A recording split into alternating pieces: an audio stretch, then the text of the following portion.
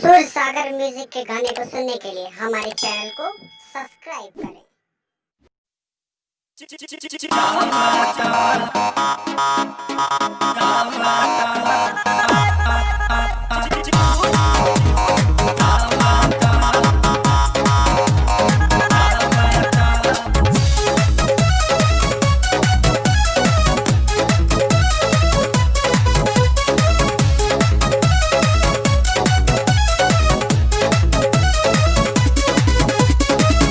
तोरा दर्द जुदाई के गम मोहे कैलस पागल जानम।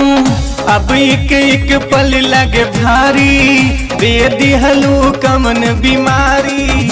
मोहे छन छन छन छन याद तोहर छन कावता।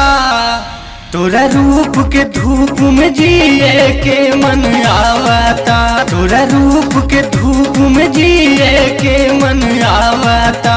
तोरा दर्द जुदाई के गम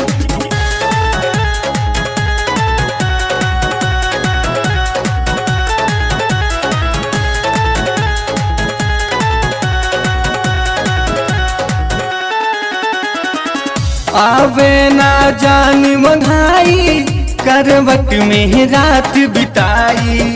अब नहीं खसहाता जानम केकरा से दर्द बताई। केकरा से दर्द बताई। तुहे जान से ज्यादा जननी कहे कैलू जान बेवफाई। तुहे रास वफा ना आइल बन गईलू जान हर जाई। अब और न जान सहाता चली जाई जान बुझाता। चंचल मन सपना टूटल परवीन शशि के नाता। मोहे छन छन छन छन याद तोहर छन कावता। तोरा रूप के धूप में जिए के मन आवता। तोरा रूप के धूप में जिए के मन आवता। तोरा दर्द जुदाई के गम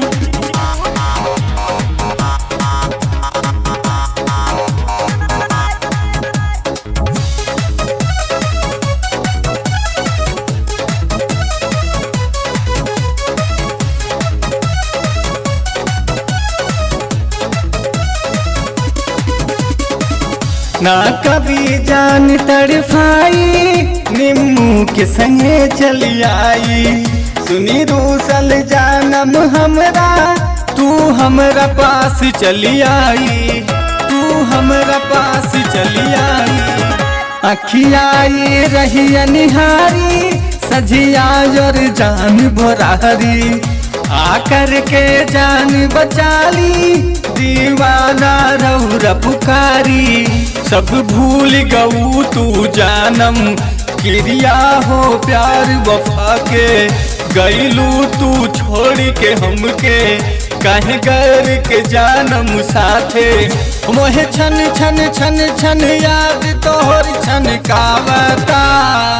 तोरा रूप के धूप में जिए के मन आवता। तोरा रूप के धूप में जिए के मन आवता। तोरा दर्द जुदाई के गम